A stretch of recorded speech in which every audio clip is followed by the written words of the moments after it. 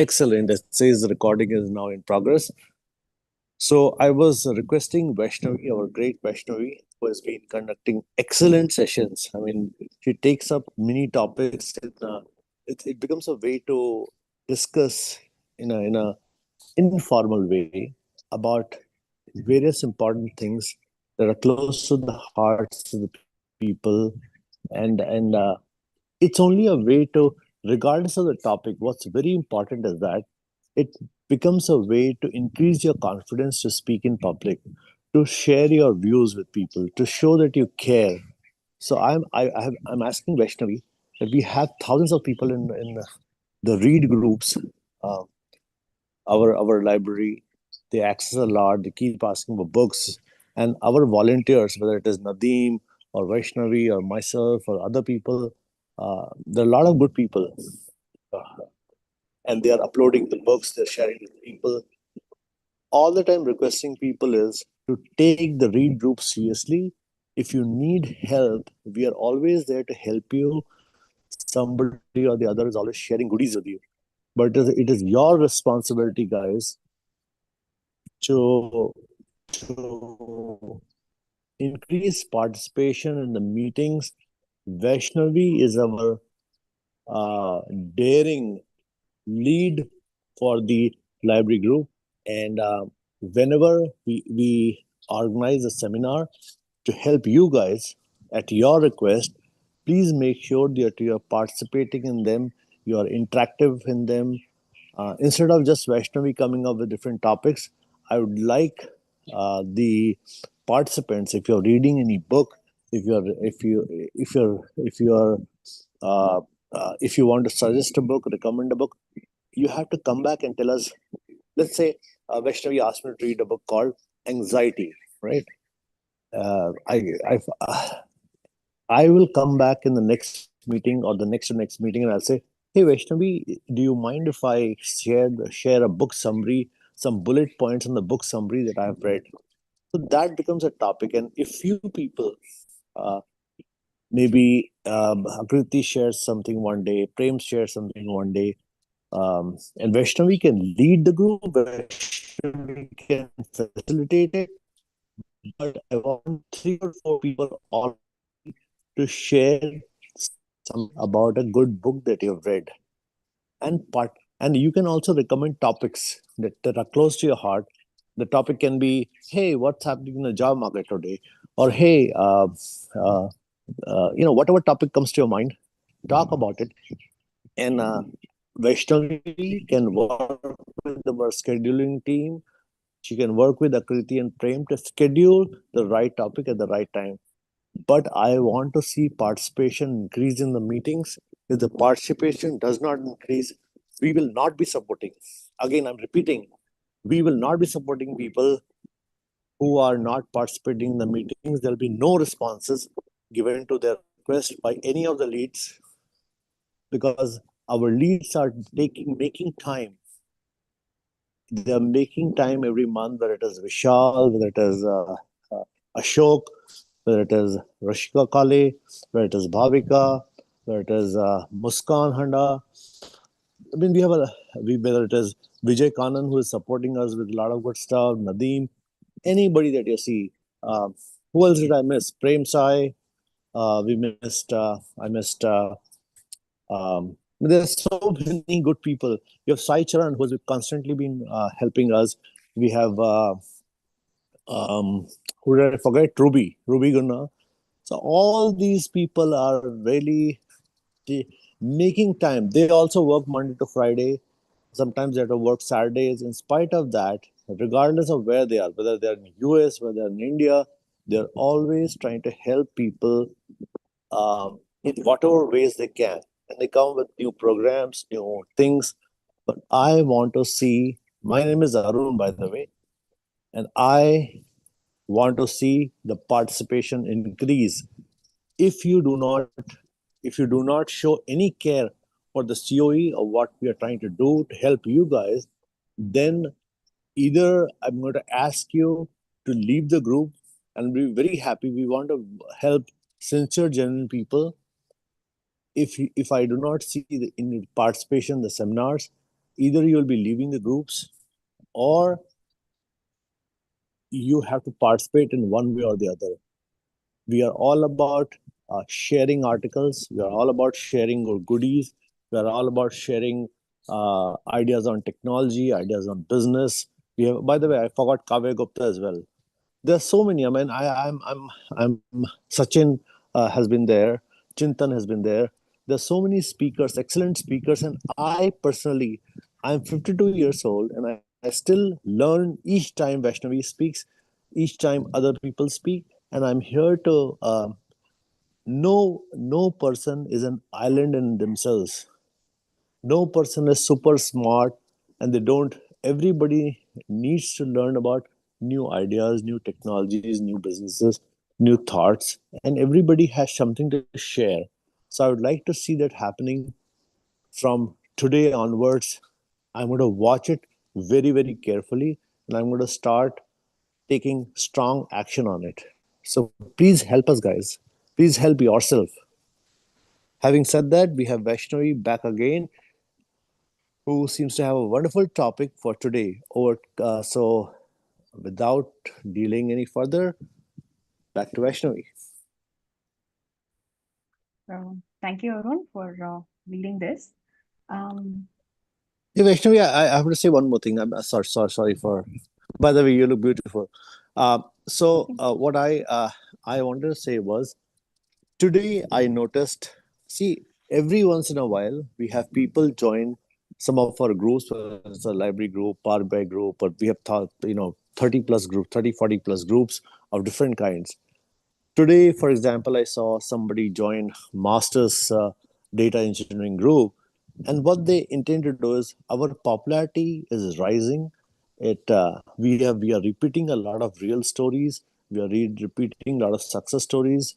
We are doing a lot of good stuff we have done a lot of good stuff in the last 3 months, especially in spite of me being out. Prem and Akriti and other leads, they were holding on the fort, and they did a great job. Ashok has come out with a lot of success stories. So has Vishal and other leads. But so there are a lot of good things happening. At the same, uh, once in a while we have people who join the groups just for self promotion. When I talk about self promotion, they'll sometimes try to spam or scam. So I have asked people to share their LinkedIn IDs. Whenever anybody new is joining, they must share their LinkedIn ID, without which they will not be admitted to the group. Once they share their LinkedIn ID, we are able to verify this person has, uh, uh, is a real person, and what are their intentions. If we find that their intentions are only for self promotion, or like fooling people, a lot of people who are doing job support type of stuff are sometimes they join the groups, and we have been very careful. But every once in a while, there'll be one or two people who will be like that, and the way they make money is they prey upon unsuspecting people. They will ask for money for job support, or they'll ask for money to give you a job. All such people, please treat them as scammers, spammers, and bring it to the attention of the group ASAP, so that we can remove them quickly. Although we are doing a lot of good work on our part to monitor them, but if you find anybody that's doing this, please notify us immediately, so that they can be removed and a very strong action can be taken against them. But please do not be fooled. In case you have any questions, please always talk to one of the leads. You can talk to Vaishnavi, you can talk to Akriti, you can talk to Prem, you can talk to me. So always talk to the admins of the group, and we can tell you whether the person is real or fake, or we can remove them or take appropriate action. Having said that, I think this is a very important message I want to share in all groups. We will also write in the groups about the same, so that nobody falls prey to a scam. All right, enough said. Back to Vaishnavi.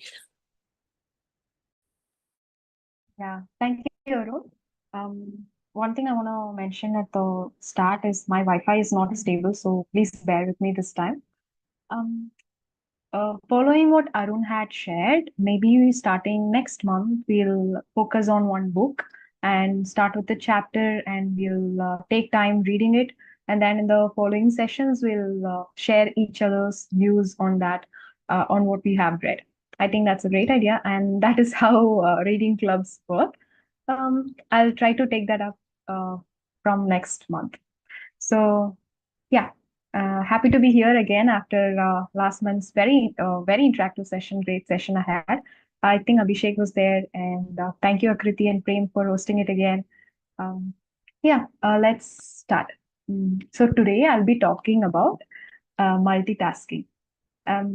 So how the topics that I usually choose is not just something I read, and everyone who knows me knows that I don't do self-help books, or I don't um, seek out help from the motivational speakers or stuff like that. What happens is that when I'm facing something difficult, or when I'm going through something, only then I'll try to address it.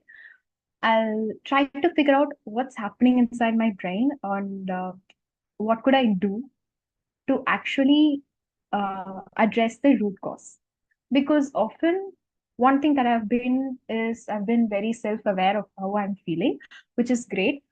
And that has helped me to identify the root causes. And then I will look up the reasons and the factors that would have triggered those emotions, or triggered the tiredness I'm feeling, or the anxiety that comes with it. So every time I take up a task, there will be a lot of emotions, there will be a lot of physical and mental demand that comes with it. So every time when I'm trying to address something that I feel is going wrong with me, I will do my research. So that is how all these ideas, all these tips, tricks, whatever you call them, these are all concepts that I have learned through addressing my own problems. Start When I started my work last year around this time, let's say early 2024, um, I was multitasking because I didn't know how to actually survive a day in front of a system, not consumed with learning resources, but instead working, like concentrating fully on your work for 9 to 10 hours, and just taking a break for lunch, and not having the intermittent 15 or 10-minute break. I'd be so focused on my work because I thought that's how you should be, because you're paid to do that work and you have to give your fullest. What I forgot is I forgot to take care of myself. I didn't know how to systematically do a job that I'm being paid for full time. Earlier, it used to be learning. So when you start out working, the year before, I was learning and working. So the environment was different. The practicalities in that was different than actually knowing everything you have to do in a day and doing everything by your own. So I was multitasking. I didn't realize that. After a few months, I felt so exhausted around lunch, because you spend 3 or 4 hours multitasking. You would not even realize you were multitasking. And then after 3 or 4 hours, you feel like you've done so much work. By the end of the day, when you look at all the works that you've done, all the emails that you send, you feel like you have not done enough, or you have not done quality work. It might not reflect tangibly in the reports or whatever you use to measure your work. I was worried that I'm missing something. From the next day onwards, I started analyzing, like, not analyzing technically, I was just started observing, why am I not able to produce the amount of work that I seem to produce, that I appear to produce? Why am I not able to do that? After noticing, I thought I've been juggling a lot of work. I'd be on a call on Slack, and then I'll be typing my report.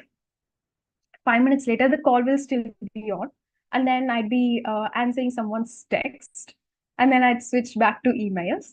All this, and then someone in person will be talking to me, and I'll be like nodding, addressing them too. So all this will be happening in a 30-minute window, and that was mentally exhausting me. I didn't know what was happening, but then I didn't know what the reason was, but I noticed this.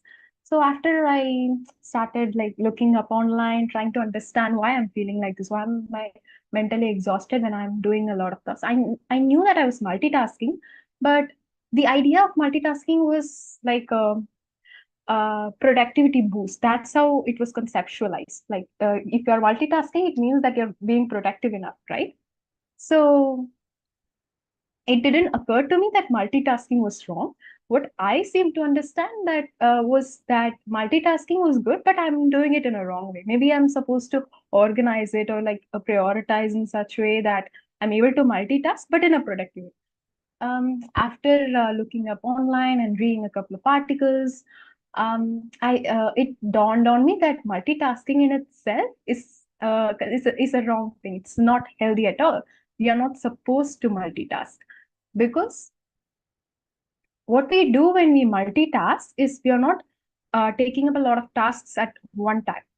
That because that's how we think. We are what we think is I'm doing 10 tasks at the same time. I'm bringing out 10 times productivity. I'm being more active. I'm handling a lot of things. I'm capable of even more things. That just adds to my value. That is wrong. What we are technically doing is we are task switching. We are not sticking to one task and having and completing it. We are switching between multiple tasks, and we are not multitasking. We are not doing them simultaneously. What our brain can do is only focus on one task at a time. So when you're multitasking, you're actually switching between those few tasks. What happens is your brain takes up more and more energy every time you switch between the first task and the second task. Let's say you have task A, B, and C. You're answering an email, and then someone calls you on the phone. You stop the email midway because obviously you cannot type when you're talking. And if you do, it might not turn out to be a good email. You might make mistakes. Maybe 8 out of 10 times you get it right. The next two times you might not get it right. That is not a good thing. So your brain switches focus between your phone call and also your email. And your brain takes up so much energy when it is trying to recalibrate itself to each task. Physically, it is demanding because every time you switch between a task, your brain is trying to utilize more resources, trying to use more oxygen, try to use more of your nutrients, glucose, and all those. I might not be using the right technical terms, but that is the concept. It is trying to use more of your mental health, mental resources, and it is trying to focus on each task. Yeah, Arun? Yeah, you're very right, Vaishnavi. Sometimes I have a lot of complaints. When Akriti and I and Prem Sai, we have been taking up Ask Arun sessions where people are allowed to ask any kind of questions or come up with their difficulties or talk to us about so Ask Arun sessions are more about like ask us any kind of questions, whether you're facing a professional difficulty or technical difficulty or anything related to career or books or whatever, and anything under the sun is allowed, where people ask us questions. And one of the questions that I've been getting quite often is, hey, sir, I don't know, when I started, I'm doing this multitasking. I pretend to switch between tasks, but what is ending up happening is uh, it is leading to a low quality work. So I'm starting five things at one time, but I'm not being able to produce quality in anything. It has impaired my concentration. So how do I make less mistakes and increase my concentration is a key question that people people ask us. And the first thing I tell them is, you have to understand, uh, if multitasking is a real thing, or we're just mistaken about, we are just pretending to do a lot of things, but it's leading to exhaustion, it's leading to stress, it's leading to burnout. It is also decreasing our productivity. A lot of researches have been done. You're right in Vaishnavi in saying we have there are a lot of researchers in the market where human being is not supposed to behave like a computer. I mean, we can use the tools necessary, but our brain needs to refocus when we are switching the task. And you don't want to slow down your productivity. Also, a lot of people come to us and say, "Hey, I I'm learning about data engineering, or I'm learning about data analysis, or I'm learning this or that," and they say uh, these tasks. Some of the people are non-IT people, and they need to have a better focus. So people have complained that it is interfering with our deep processing. So we want to comprehend, we want to have retention, and it is we are not able to retain anything in spite of having read, and in spite of having read a topic like twice thrice, I'm only being able to retain like 10% or 15%. And maybe there's something wrong with the instructor, maybe something wrong with the books, maybe something wrong with myself, maybe something wrong with the word, maybe something wrong with Trump, maybe something wrong with Modi ji, maybe something wrong with the government, maybe something wrong with the weather. So they'll have all sort of things, and uh, they they are they keep on saying when we get bored, we juggle between seven tabs, three chats, five emails, uh, or we take a lot of caffeine or beer or whatever pleases them, or we just run away. A lot of people, in fact, you'll be surprised that, or you'll not be surprised rather. People come to me and they when they have a casual chat and they say, "Sir, I tried to study SQL yesterday, last night. The teacher was excellent. Vishal did such a great job on teaching us. It was very simple. I practiced also, and 2 days I felt good. Then I applied for a lot of interviews, but I got a headache." And I said, "Why?" I said, "Well, I was doing SQL a little bit, and I was doing Alteryx a little bit. I was doing a little bit of Azure a little bit. I was doing a little bit of this." At the end of the day, I got so frustrated, and my husband came to me or my friend came to me to meet me, and they were trying to discuss something good with me, but my relationship got spoiled with them. That's another problem I have. So I asked them, "Oh, can you tell me why your relationship got spoiled?" And they'll say, my husband came to me, or my child came to me, or my friend came to me, or my boss called me up and said, "Can you help me with this?" And I told them, "Sir, this is not a priority. I was working on XYZ. Once I finish debugging a line of code, or once I finish XYZ, once I go to Haridwar to enjoy, or once I do XYZ first, then only my mind will be clear."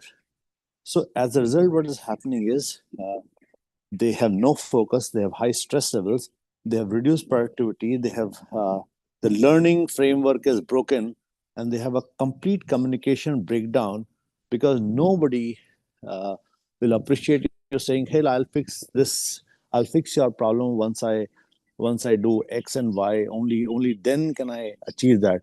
So yeah, I mean, Vaishnavi, you have picked up a very strong topic, very important topic, where uh, in interviews, people come to us and say, "Sir, I was asked in my interview, what is your best quality? What do you want to be known for? Or can you tell us something about your strong points or weak points?" And they end up saying in an interview, "Oh, I am a great communicator, I'm a great worker, I'm an efficient person who is great at multitasking." And the interviewer knows that you are you are either completely bluffing or you have low productivity. So they end up asking you end up falling in your own trap by saying that you are multitasking, because the interviewer will ask you, "Can you give us some examples where can you give us some scenarios where you are multitasking, and what was the effect on stress, productivity, communication, etc.?" And then they mess up that interview. So thank you, Vaishnavi, for picking up this topic, and we would love to hear feedback from our participants on what's their opinion, or what have they experienced when they tried to multitask. Back to you. Yeah, that is so true because I remember seeing multitasking as one of the talking points in interview where I used to look up like how to speak to an interviewer or things like that. A few years ago, I have seen multitasking being listed as one of the strengths. I don't remember how we have gotten to the point where we glorify multitasking, but the science behind it is very simple. The part of your brain that is responsible for concentrating and for decision making, it is being distracted by multiple task switching actually. So it weakens your brain muscles and you end up actually losing your concentration power. You know how watching reels or short form of videos is harmful for your brain? That is very similar to multitasking because that is essentially what you're doing. You're switching between multiple tasks the same way you're trying to focus between multiple videos. So over a period of time, I couldn't study. That was true, very true. When I picked up learning again, I couldn't sit for 20 minutes straight, which was surprising because before that, I used to be sitting for hours, 2 or 3 hours with focused studying. And then I found out, wow, this is very wrong and this has been very unhealthy for me. I have to change. And I changed, not like in a dramatic way, of course, but I knew what to do because I have worked with Pomodoro techniques and I know how to focus on something, which I picked up along the way for learning. But I might not offer the same advice to everyone else. But the bare minimum that you can do at your work is to assign a 10-minute or 20-minute window for each task. Because if you're replying to emails while you're in a meeting, don't do that. Pick up just two tasks, maybe. Split them into, say, if you have only 40 minutes or 1 hour of time to finish all your work, set 30 minutes for each work and then try to finish it before within the time frame.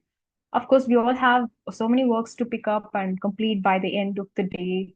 And I work under three different managers. So when someone else assigns a task, they would not know that I'm already working on some task that's been assigned by another manager. So they'll call me and I'll run to them and they'll say, do this, do that. What is happening to you? I'll answer them. Then I'll make a mental note of finishing that work. But I would tell them, yeah, I'll work on this right away, but I might not actually get to it right away because I cannot do it. I'm being occupied with something else.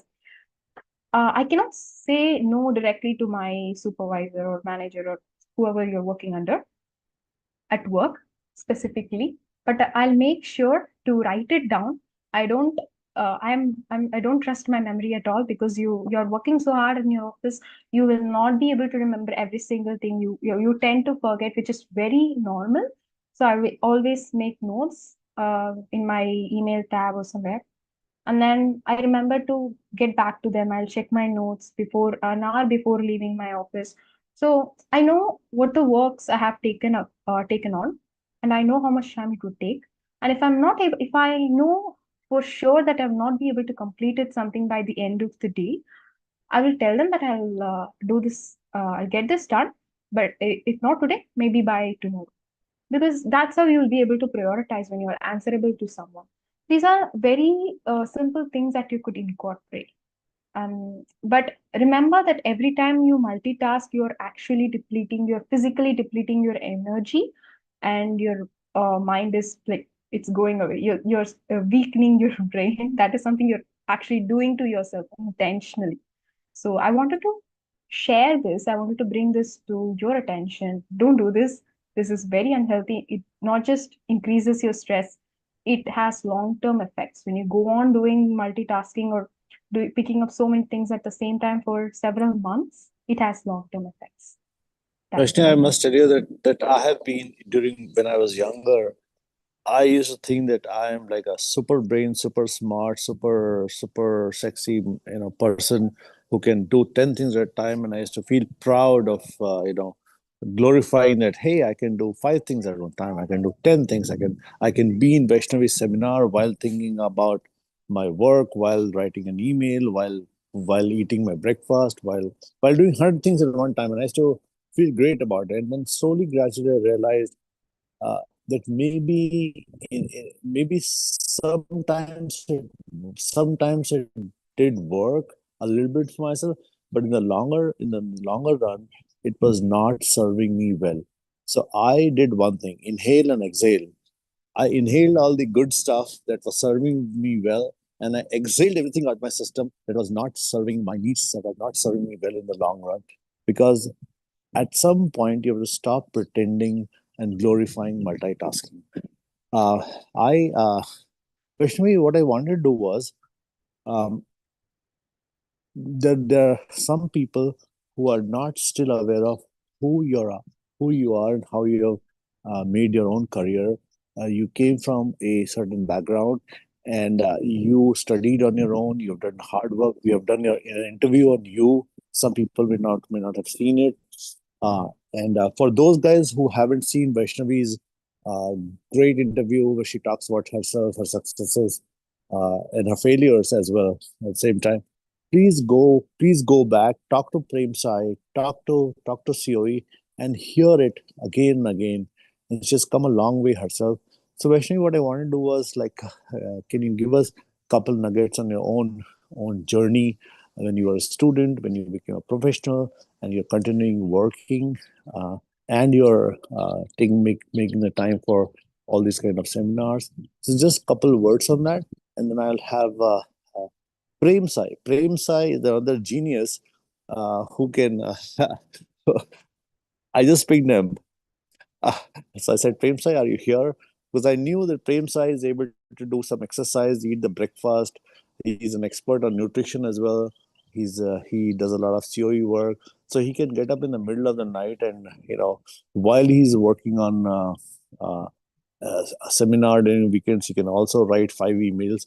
And I always think about Prem Sai as a younger version of myself when I was back 20, 30 years back. And I think uh, is he really able to do this effectively, or is it helping him, is it not helping him? So I want to utilize Prem Sai's feedback also, and Akriti's feedback. Akriti is another genius. We have geniuses who who uh, who are younger versions of myself, and they come and tell me they're multitasking and they're doing great. But I want to utilize your feedback as well to help everybody understand what exactly is happening when we're doing multitasking.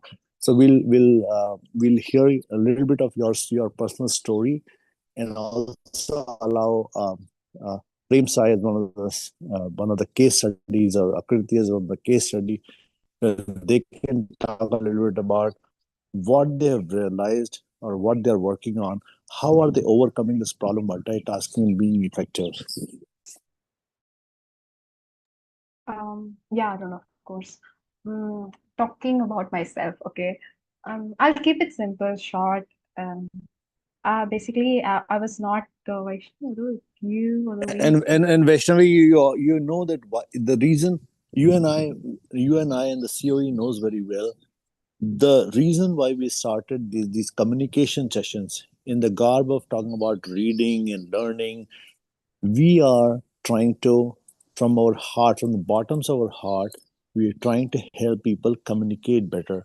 If I just don't do anything, if I don't get anything out of today's seminar, today's topic, multitasking, if I don't if I have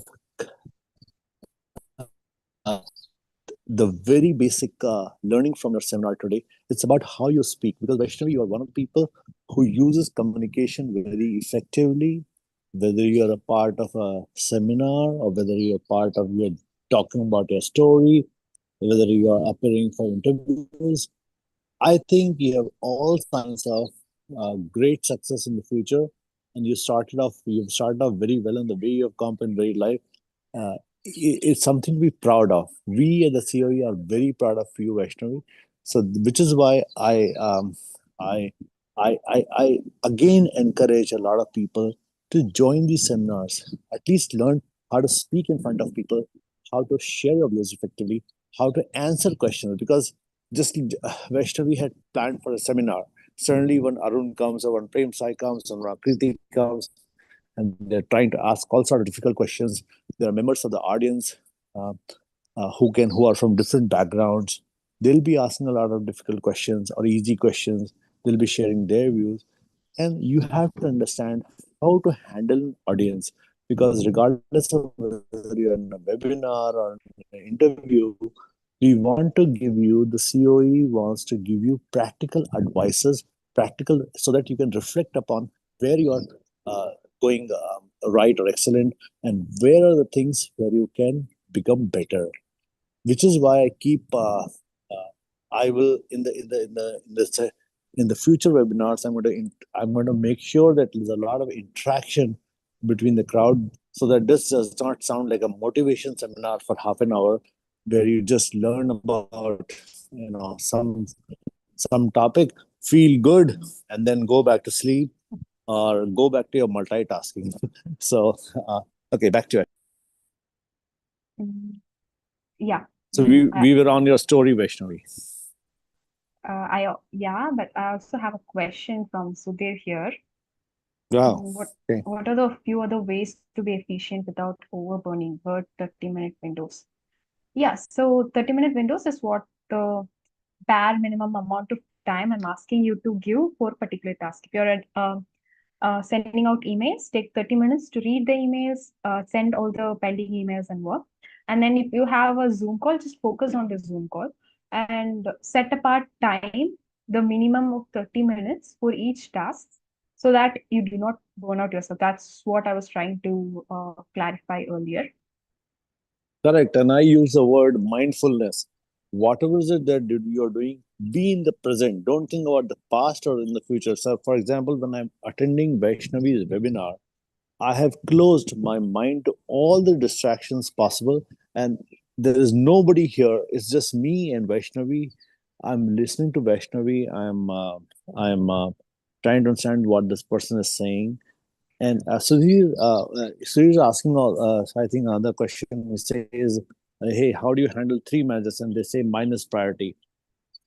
Usually, I'll give you an example of project management that Prem Sai taught me. Okay, so Prem Sai said when he's been interacting as a manager or a lead, he's come from a business background. He's also done great work in IT. So he's a good blend of business and IT. So what he told me, I'm just sharing his experience, and he'll speak for himself in a little while.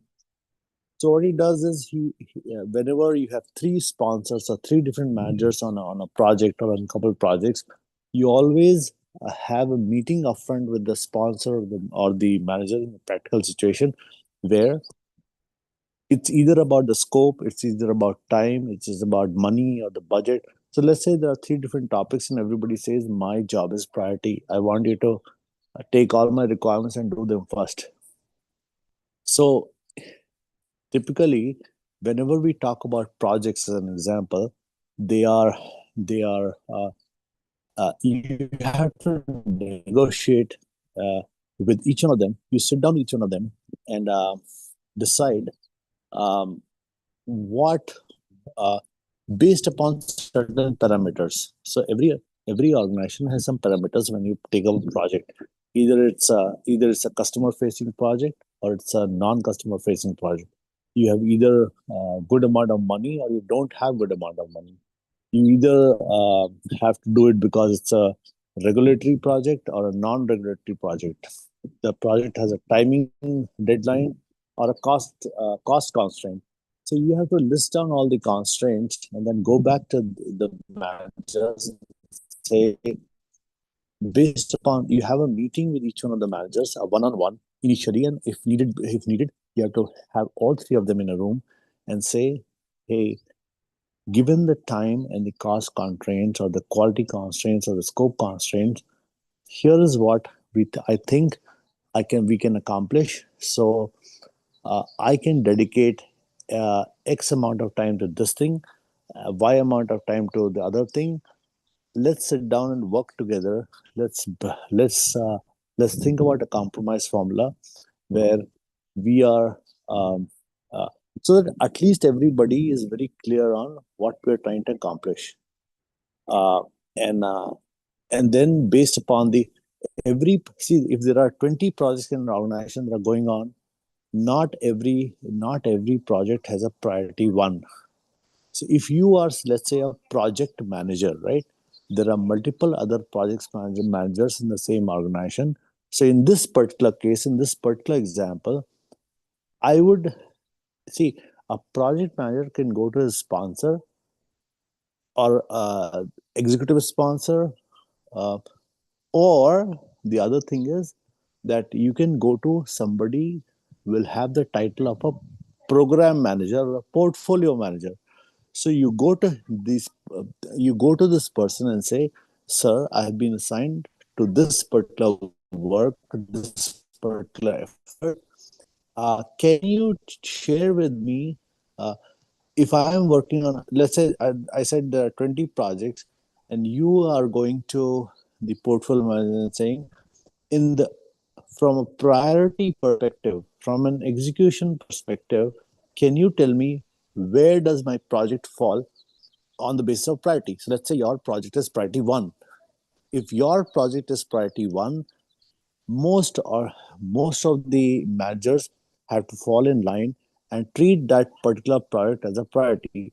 So let's say there's a conflict of timing or a conflict of resources between two projects that you're handling. One project will always have the highest priority, and your it is up to your portfolio manager and your sponsor to to keep reminding people that, let's say if you have one resource that is working 50% on project one, 50% on project two, but for some reason there's a problem with project one which had higher priority, then the organization will support project one, and the project two by design needs to be delayed. So it takes, this is just one random example where it takes a little bit of communication, it takes a little bit of working ahead with the sponsors instead of waiting. Let's say you are that resource who's being pulled in two different directions. It is up to you. It is up to you. Again, I'll say it is up to you to work with your portfolio managers, to work with the other managers, to to to share with them in the one-on-one, or in a, either it's in a one-on-one or it's in an official meeting with them, where you share your current workload. So you can say, hey, in the 40 hours or 45 hours that I have, here's the amount of time I'm spending on project one. Here's the amount of time currently I'm spending on project two, based upon the priority that has been assigned to me.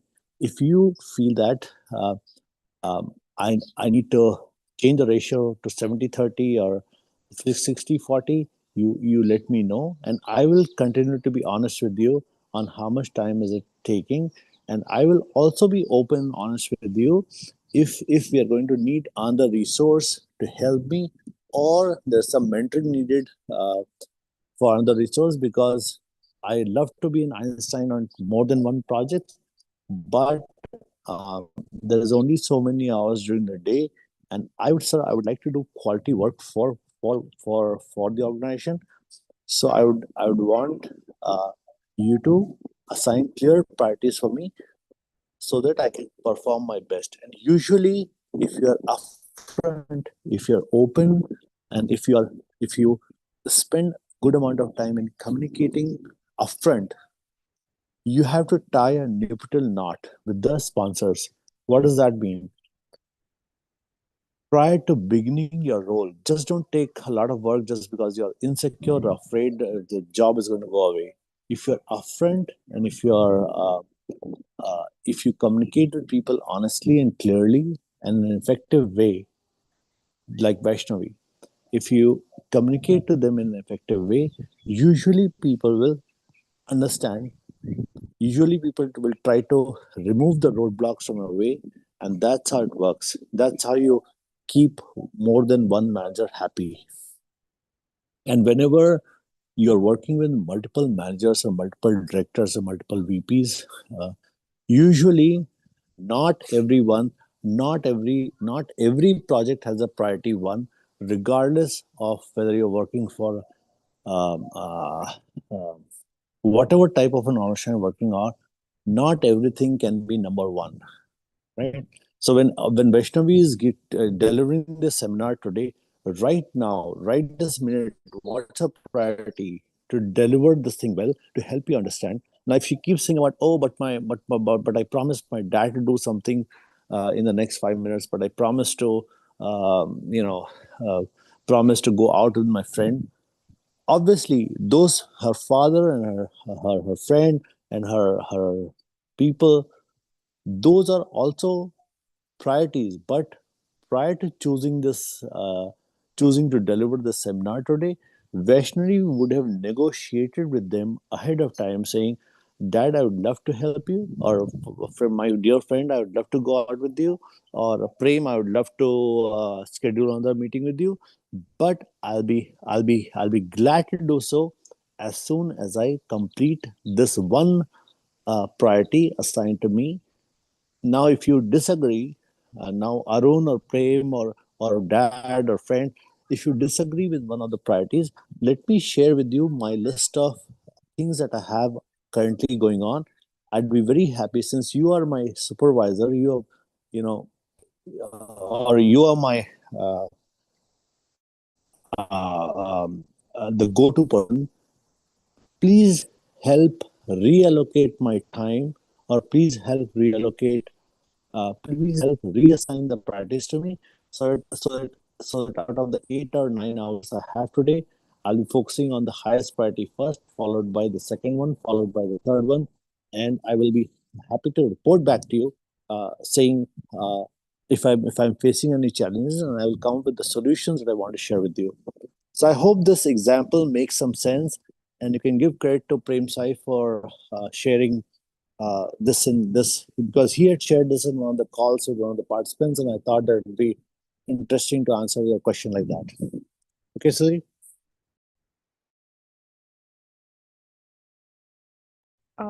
Yeah, so Sudhir also has a follow-up question, which I think Prem would be able to answer more better. Sudhir, go ahead and ask your question, because I know you've written something about performance evaluation, and when it comes to performance evaluation time, they say, yeah, you're good at something, and but you failed here, but you failed there, but you did not do this right. Is that the question you're asking? Yes, Aaron.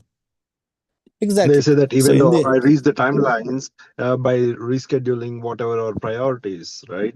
Hmm, I hmm. meet the timelines. Then they come back after during the performance evaluation saying that, Mhm. oh, you didn't meet the expectations of the managers as an See, independent contractor or consultant. so I have been managing directors, I've been managing VPs, I've been managing the junior staff. I currently work at the level of CTO, and I've managed people for the last 30 years. So what I see happening is, I'll speak from both sides, from a perspective of a manager and from the perspective of the candidate, right? So typically, what happens is, when you tell somebody that, hey Sanjay, or hey XYZ, I think that you're a great Power BI guy. I think you're a great AI guy. I think you're the go-to person, but you've done a great job of meeting the deadlines, or you've done a great job of completing your projects on time. People are happy with you. You got a great rating, and you have delivered this. You have also completed your something that was assigned to you. You spend a lot of extra time. So candidate feels very happy when they get this, and they say, "Wow, sir, that means that I'll get a that means that I'll get a promotion, or goodies in terms of some perks or some benefits, or something, more money, more time, more choice of projects and things like that. It can be anything, right? And mostly it is money. What happens is, uh, this fellow, whosoever this fellow, the candidate is, he forgets that uh, he has to understand very clearly what he's going to be evaluated on. So typically, instead of instead of going to the managers once in 3 months, or once in 6 months, or during the appraisal, I like to. So I'll tell you what I did as a candidate to become successful. And I have been extremely successful with my career, at least. I have a lot of challenges with my personal life, maybe. For example, I'm not exercising enough, or I'm not doing something enough, or I'm not treating all my friends as great as they want. At least where my career is concerned, I can honestly say I've been extremely successful. And here's why. Here's one reason why. I mean, there are many reasons, but the one reason I have is, so I typically, when I'm working with them, if I join a new organization, and whenever I have the first meeting with the manager, I tell him that, sir, I'm the kind of person uh, who does not want to come to you only before performance appraisal, and you and I tell each other how good or how bad I am. Um, I would like to work with you every month, or once in every 2 weeks. I want to come back to you. I want to talk about issues, risk, and challenges. I want to talk to you about solutions. So I want to keep an open door where you can tell me to come during office hours, after office hours, but let's schedule a time on calendar every 2 weeks, every 1 month, so that I can tell you the accomplishments that we've had. Uh, I can tell you, or you can tell me about the priorities you have. What are the top three pain points you have? Right. I will always be worried. I am here, sir. I always tell my manager, sir, I exist here to make sure that your priorities for the organization are met by me 100% or more, if possible. So, in order to achieve that, um, uh, I want to understand what are the top three pain points you have so that I can continue working through the activities to resolve those pain points as best as I can. So this is a very honest and open conversation I have. So we list down. So we list down the areas. So let's say I have a meeting today and I have had this initial meeting and he's told me these are the three or four things you need to work on. So I tell him, in addition to this, do you want me to have any cross? So when I'll be focused on this assignment, 100% as you've asked me, another area uh, where I've where I where my evaluation will matter is how am I working across the board, right? I might be very good at my task. I might be completing it 100%. I might be doing it on the deadline you asked me to do. I might be very effective in that, but I'm not working effectively across the board. I may not be communicating with the stakeholders as best as you wanted me to. So let me ask a few questions to list down every single priority, and in our meetings in the future.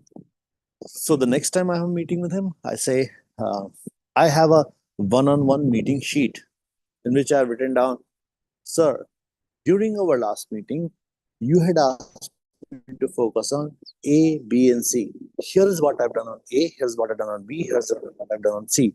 Apart from it, I took some I tried to be proactive and I've tried to do one more thing that I had time for.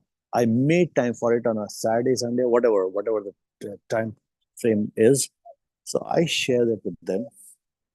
So I take that one sheet every month or every 15 days to them and saying, sir, I'm trying to do my best, but I want to reassess after every 15, 20 days, I want to reassess the same sheet. So what happens is if I do this exercise, I know that in the 12 months that I have, let's say before the yearly appraisal, I have 12 months, right? 11 months. So I every month I have two contact meetings with my manager or with my the person who's going to appraise me at the end of the year. I take the current meeting and the next meeting that I have, I take back that paper saying that this is what we did last time. It's like the minutes of the meeting kind of thing. It's almost like that. It's not exactly minutes of the meeting, but I bullet down the areas where he wanted me to focus on, what I did, and where I'm having the challenges. What do I need from him? What support do I need from him to get the roadblocks out of my way? So because of this exercise, uh, every meeting I document he because I'm not expecting him to document anything. I will document, make a list, and I'll make a file. How many interactions did I have with him during the year? What percent in the last meeting? What did I do about it? So that by the time the 12th month happens, when there is an appraisal going on, he already has a complete history uh, um, uh, of each meeting that we had, so that he and I both feel that we have been working on this together. Appraisal is not a one-time activity during the end of the year. Appraisal is an ongoing activity. And so he remembers his promises, I remember my promises. At the same time, both of us need to understand, because sometimes a manager himself. So you may think that I've done a great job and I've worked across the board. I'm good in communication. I'm good at my work. I'm good at meeting deadlines. I've done this, that. I had to do a bunch of training exercises. I've done even that. Even then, nothing has happened. Sometimes both of us have to understand. For example, the manager. Uh, there was one time when So this was a company in US, and we had limited budget that year because the budget was flat from the last year. So we were given the same budget. We could promote only three people, right? And out of those three people, there was a geography exercise done where if we promoted people from US, it would cost us more. But we could motivate people from Malaysia or China or India. We could we could promote six people if we promoted only two US people and not the three that was in budget for us. So sometimes it is above our pay grade to realize the overall impact that the organization is having. Sometimes you cannot please everyone. So sometimes you say, okay, um, uh, yes, we understand that you've done your as best as you can, but he or she cannot, the manager cannot openly talk about the other uh, the other factors that that are making him to take that decision at here. So sometimes it's, I understand my manager's difficulties very well as well. So I tell him, okay, sorry, I understand that, but it's not about always about money. Please assign me to the. I either choose the projects that I want to do, or I choose a little bit of, maybe he cannot offer me money, maybe he can offer me little extra time, maybe he can, maybe I have decided uh, to maybe I've decided to do a scrum master, maybe I've decided to do a data engineering, maybe I decided to do something about education, my own education, because I think that is suffering while I'm working. So I try to bargain with them, even though I understand that the factors in promoting me or the certain factors, sir, and I might rate myself as a 5 out of 5, but I understand the factors because of which I may not be privy to everything that I may not be privy to all your challenges, but even if you're giving me a little lower rating, 3.5 or 4, uh, but can you help me this year? Let me wait another 3 4 months, and we'll take care of it either through the merit discussion or something else. Is it possible, sir, that you can put me uh, while I'm going to work on the current stuff? Can I get your blessings to send me for this particular course that has been on my mind to complete? So if I can have a reimbursement for the cost, even if it's a 50% reimbursement or whatever it is that you can do for me.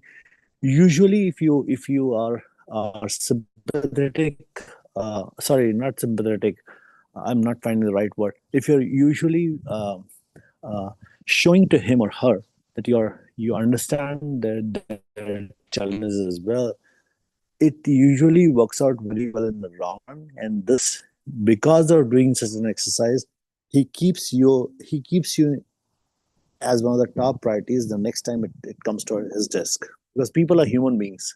So you have to not only have a high level of IQ, you have to understand you need to have a high level of emotional quotient. This is one best way that I could answer today. If you ask me this question 5 times, or we can discuss the specific case to case by case, I can arrive at a much better answer if I know your background, your details, what has happened before, where are you at.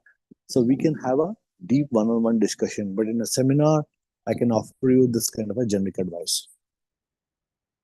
I hope you got something out of it, to start with, something to work with.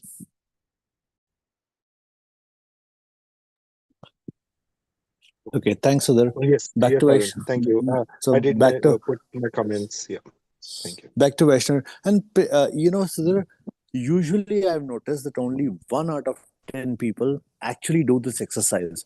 So and I do nothing. The reason for my success in the last 30 years, I've done the same thing year after year with every single manager, director, VPs, or my bosses that I work with. I just tell them, sir, मुझको नहीं मालूम है कि how will things shape up, what will happen. I know only one thing. I exist to solve I'm not here to become like the topmost performing guy. I may not be the smartest tool in your toolbox, but I know one thing: I exist to solve the top one or two challenges that keeps you awake at night every day. If I can do that, I'll consider myself to have done a good job. So what can I do to get your name shining, so that if I can, sir, my job, if you're a director, I want you to become a VP. If you're a manager, I want to become a senior manager. I mean, I don't exactly say exactly these words, but I pretty much tell him, I am here to make you and the organization successful. Tell me what I need to do, and here are my challenges we can resolve. Yeah, that's the way I was putting it to the managers, So right, or the directors, yeah. and they come back saying that, oh, so we do recognize your hard work, but I Mm. think you need to stand above and beyond from others. So if you are doing the same thing what others Ah, do, ah. what is that I am getting from you? Okay, and they Exactly. just downplay the So hard work. so So they will always, many a times they will downplay the hard work, because they'll say, it is not only up to me to say that. It is not only up to me. For example, if you came to me, I'll say, yeah, you have been talking to me, I know that you've been doing good work and I can do my best, but Sudhir, this is not enough. I would like other people. I would like Mr. X, Mr. Y, Mr. Z. So I would like to have the good feedback from you, uh, from couple clients, from couple other managers whom you interact with. So you cannot look at just me and think that, okay, it's only up to me to make this decision. And this depends on whether the company is a multinational or not, whether it's a prioritized environment or a matrix environment. So especially when the promotion decisions or the big decisions depend on the feedback from others. If I was a VP, for example, and um, I want to promote people in my group, and to do that, I have three or four directors working under me who recommend to me who should be promoted, who should not be promoted. So I'll have that P for P feedback, pay for performance feedback, right? Or the rating system. So when I get that, I usually ask them, okay, each VP has given me, like, two or three names that they must be promoted. We cannot have blanket promotion done for everybody.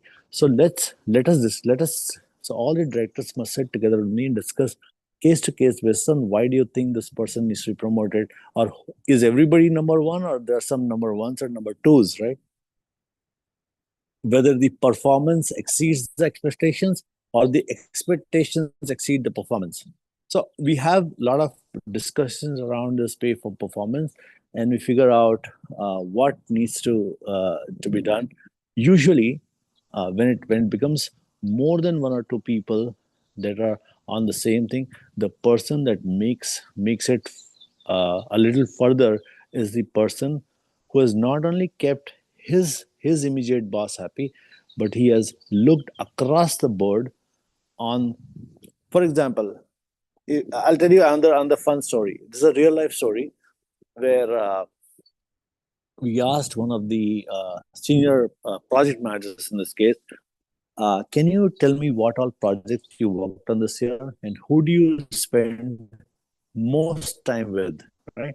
So he said, okay, I spend most time with X sponsor, or Y roles, or he gave me this answer, right? So the first thing we did was, if he said I worked on these two projects, and the most amount of time I spent with A, B, and C roles, right? So you write to those roles.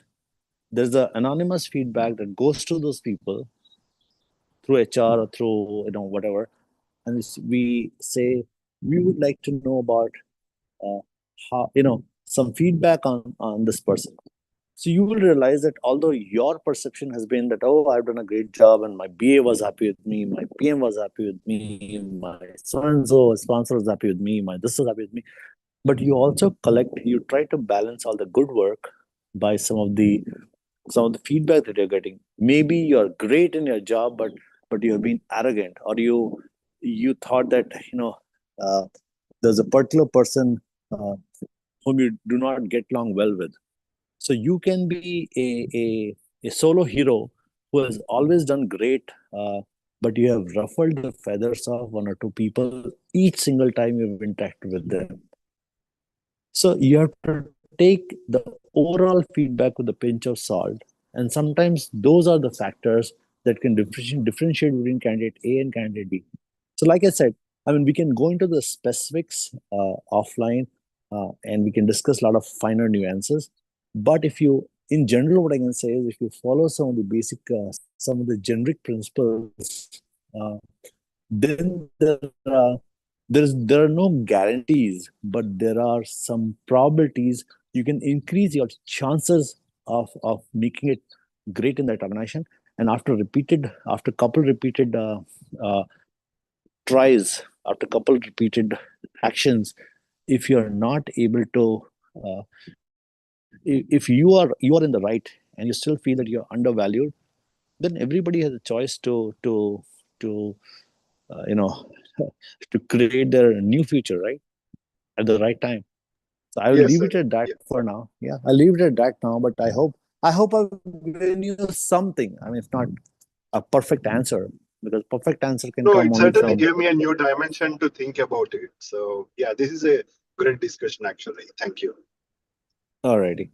Back to Vaishnavi, and love to hear Prem on. Prem has wonderful ideas, especially he keeps me sensible on nutrition. Every time I forget, I'm a great guy who works very hard on seminars, webinars, follow-ups. I'm very good at beating up Akriti when she fails to do something. So Prem keeps me honest on nutrition and good advices. It makes me smile all the time. So I'd love to hear Prem's feedback before the end of the seminar. Back to Vaishnavi. Thank you for sharing, addressing that question, Arun, from Subir, because I've been doing this, but I did not realize that it was this important to do this. Um, when I started out, I started collecting artifacts to support my work. It started out small, but why I started to do what I did was to I know I have to be answerable to someone in a manager at the manager level. They'll ask me, "What work have you done?" So at that point in time, I did not have anything to show them, or I did not know how to quantify it. So I collected all the measurable things, such as like the amount I spent on working on a request from the manager or a peer, a coworker, or from some other team. I would start noting down that I have addressed this issue. I started working on it, and I started maintaining a Excel sheet with the date. With the if it's a cross teamwork, I would note down the requester, the date of the request, and when I was able to deliver that request to them. And then Excellent, in excellent, Vaishnavi. This idea, I used to call it one of my jobs. I used to call it, and then I was very young. I was greedy for promotions, and I want to be known as the one of the top five guys in the organization. I always had that desire, right? Especially when I was younger, right? So I used to maintain a file called kudos file, right? There's to be a folder called kudos.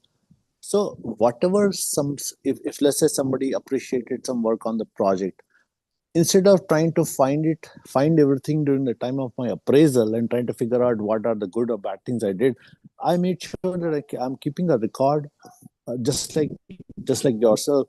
I'm keeping a record in a folder every time the kudos was there, or something good was appreciated, or something about a team was said. Uh, I would put it, or somebody said, "Hey, thank you, Vaishnavi, for doing an excellent work. Thank you for supporting me in time, or thank you for X or Y."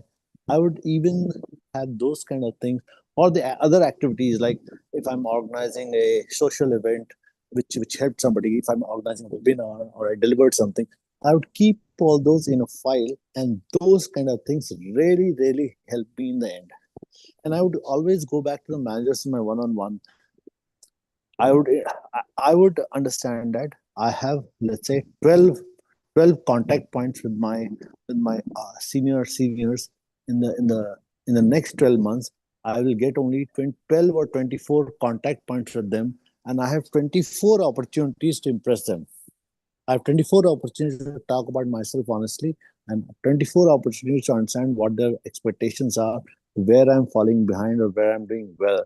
And like I said, I would go back to them with the with what I've done from the last meeting, so that they they cannot face me in the they cannot look at me in the eye. When we are looking at each other honestly, uh, I'm looking straight in their eye and they're looking straight in my eyes, and nothing. I mean, I'm not surprised by the rating that they're trying to give me. Neither are they surprised by the work. We understand. We perfectly understand each other, and we perfectly know where exactly we're headed each month. Instead of hiding away from them and think that, hey, I'm great, I'm the best, and at the 12th month when the performance happens, I rate myself as a 5 out of 5 in the 5 factors, and they rate me like, on 2 of them they agree with me, but the rest of the 3 they rate me much low. That usually stopped happening to me very quick in my career. So um, yeah, I mean, and when I was absolutely tired with the with one, let's say one of the companies I'm not so happy with, in spite of everything, then I at least had the education behind me, the practical experience behind me, and I I got out at the right time, keeping the relationships intact, and I got a great recommendation, got 100% uh, advancement in another company. So at the end of the day, it all works if we are vigilant. But I loved your idea when you made this point just now. Yeah, I did not know how that would translate in the long term, but I picked it up at school when I would do quality circle projects. If you do not know what quality circle projects are, maybe look it up. It's just a thing, but it's a very important set of projects that some schools do.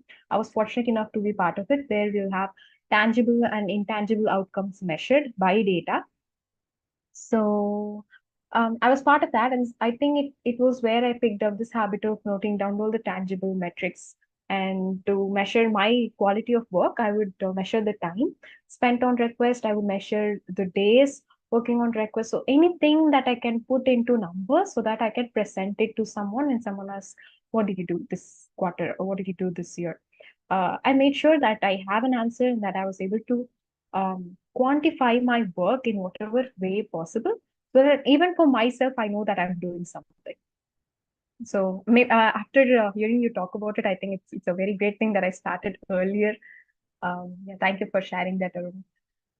Also, I think Prem would speak a few words.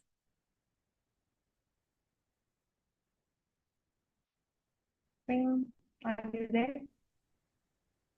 Hello, Mr. Prem, the multitasker. Please come. Please help us understand what are your views on multitasking. Has it worked for you? Has it not worked for you?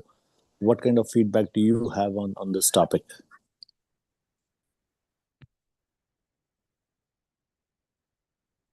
We can also have Akriti. Miss Akriti, are you still here? Yes, sir. So what do you think Yeah. about multitasking? Uh, Because I know that, yeah, so let's while hear Prem first, and then let's hear Prem first, and then Akriti on their perception about this topic.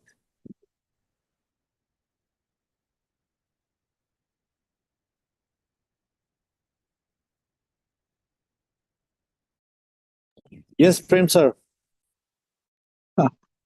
okay, in my perspective, I have done multitasking while working at my previous company and as well as in my current company as well. So the concept of multitasking is like how you manage and how much effort you'll be able to put and deliver the results.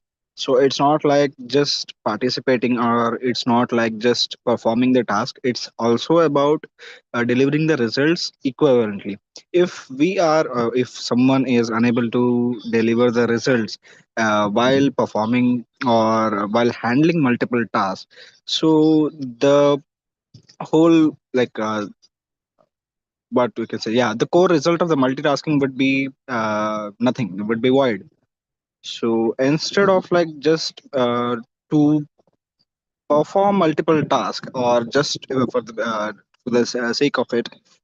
So it is about handling it efficiently and at least delivering the appropriate amount to get the result.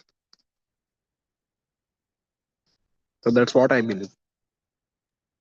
So, can you share an instance where you did multitasking, and there might be a case where it worked well for you. There might be a case where it did not work well for you because uh, because of whatever reason. Yeah, in the current situation, like in my current position, so I was handling three projects recently. So what happened was I wasn't able to deliver it on time. So this is one of the negative aspects of multitasking. So I was very enthusiastic towards approaching the client, and also to be able to catch up with them and gather the requirements, or maybe to understand it. But I'm guilty that I wasn't able to deliver it on the expected time. So I have broken the timeline. So that's what made me regret that you were just handling the task for the sake of it is not enough. And even though I was able to deliver it and to the expectations, but not at the proper time of what they were Yeah, expecting. So yeah, therefore, you had to maybe sacrifice a lot on your personal time. You had to sacrifice on, you had to take on other people's responsibilities. So once in a while this happens, especially when you're younger. Once in a while or twice in a while, it's okay, but in the long run one cannot sustain this. So therefore it is very important for all of us to negotiate, to continue. Negotiation is art you will have to learn with. Everybody has to learn with time. I learned the art of negotiation ahead of time, being proactive, so that I can become a one time hero or two time hero, but if I have to sustain it on a long term basis, I need to have these ongoing conversations very effectively, because everybody, let's say my manager has a one on one with me twice in a month or maybe every week. I will get, if it is every week, then I'll get only 52 times that I will interact with my manager in the entire year. So I have to utilize, I have to think of that कि मुझे किसी VIP ने, some VIP has given me only 15 minutes of time, only half an hour every week. Now I have half an hour multiplied by 52 weeks, and that is the only time I have to negotiate with him, to help him understand my difficulties, to help me understand his difficulties, and keep moving on. That's how you slowly succeed. Especially and hopefully, uh, in certain organizations, even the managers change, and you have to do the entire work from the very beginning. So usually, a newer manager, the person who takes his place, will come and take feedback from the previous manager, and at least I'll be able to say, hey, Vaishnavi or Prem or XY Sudhir, he's a very he works very effectively, and at least with him, Prem Sai or Vaishnavi may not be my number one, or Arun may not be my number one, but he's number one in one thing. With him I always know where I stand, or with me he always knows where he stands. So there are no surprises when it comes to Prem, and that's what I love about him. That's what I should be able to say at the least. This is something that has worked for me. Akriti, what's your feedback? So for me, like multitasking is a myth. Like you end up with nothing.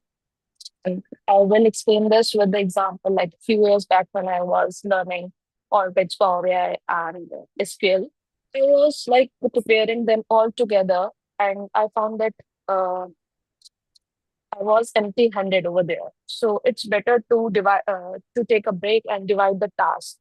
To So take one Akriti, of you've had a wonderful career where you have been juggling with CA exams and then SQL and a little bit of data engineering, a little bit of Alteryx, a little bit of this. What have you realized at the end of the exercise for a couple of years? What has worked for you? How do you plan? How do you prioritize your time? like I prioritize like this. Like what's important for me right now. Like if my exams are coming and I want to crack those, so it's like my focus is on the CA exams. And after that, I plan my days, like what needs to be done after that and what has to be prioritized. After that, like, yeah, I did like that. And Akriti, I agree with that. And I think, see, none of us are perfect. If we were perfect, we would all be machines, right? Mm, We are not machines. So a lot of times, all that we can do from our side is we have to learn the fine art of balance. And mhm, usually, when we are younger, we are expected to put in more time, and we are learning in a new environment. So a lot of times, what happens is, I mean, we cannot balance everything perfectly. So there will always be something, like if you're doing well in your professional life, some aspects of your personal life will not be doing so well. You might be sacrificing on the movie Jat or the movie Pushpa. You might be sacrificing on Instagram. You might be sacrificing on a fun outing. So, or you might be sacrificing on something or the other. So uh, we are human beings, and some sacrifice are inbuilt, and we all learn with time. So certain things you get better at it with time. You learn the art of find balance with time. It does not happen overnight. For me, it has taken a good number of, I think, 5 to 7 years to just understand what the factors, uh, learning the corporate environment, learning new technologies. I've had challenges myself in balancing, but slowly over the years, with a lot of practice, with the mentoring, with discussions like the one Vaishnavi is having, that's how I got better slowly, right? So I would encourage everyone to have a little bit of patience and keep moving the right direction. Sometimes we all like to, uh, we all get frustrated, we all lose our balance. But then, as long as we are able to bounce back from whatever setbacks we've had, and if we are focused on learning from something that did not work out so well, if we have the right guts, right mind, I think we'll be able to do well in the due course of time. So thank you for sharing that feedback. Again, back to Ashtami. Yeah, thank you, Akriti, and thank you, Prem, for sharing about your experience with multitasking and your take on multitasking. Um, so the focus of this session was to let you know that if you're doing this, don't do this, and here are other ways to do this. And it is not this was not supposed to be preachy or anything. So every week we have this discussion, so we understand and realize that every one of us are making those mistakes, and we are also making the constant effort to not make those again and to take care of ourselves. While you're learning, while you're working, just remember that your mental peace and your mental health should be prioritized first, because only then you'll be able to reach the level of productivity that you aspire to. Yeah, that was the focus and objective of the session. Feel free to talk to the group, talk in the reading club. Feel free to share your thoughts even after the session has ended, and ask me anything. And I hope I was able to help you. And I hope to continue to deliver such sessions. Absolutely Arun? wonderful, Vaishnavi. This was a refresher reminder to myself, because as I'm talking to you, I'm getting pings from 10 places. Do this for me, or do this honey do thing for me, or do take the dog to the for his his his walk, or things like that on a Sunday, typical Sunday, right? So I would strongly encourage people to participate, share their experiences, come with problems, come with their views. But one thing I'm very clear about, in the Read Club or in the freebies group or any of the seminars, I'm going to make sure that people interact, people bring up some views. If if you are not bringing up any views, if you're not sharing, if you're not caring about the group and the other people that you have, then you are a dead meat. And I strongly intend to weed out the dead meat. So thank you everyone for participating, and I hope I would see uh, the attendance attendance increase, your participation increase from this point on. We will not be serving people that are dead, because dead people belong in the graves. They do not belong in webinars. I'm very, very clear on this. Please hear me out, and please take action, guys. And please, like I said in the initially, uh, please let me know if you're getting any request. Somebody's asking for some money or some goofy thing, something that you feel is not right. Please bring it to the attention of Prem Sai, Vaishnavi, or any of the leads, Akriti, myself, Ashok, Vishal, uh, Rashka. So talk to us so that we can guide you in the right direction, so that nobody is able to take advantage of you and you're all being successful. Thank you so much, Vaishnavi. I Every time I see you, I'm so energized. I learned. I'm trying to better my communication skills based upon how you speak, Vaishnavi. And I wish when I was younger I was like you.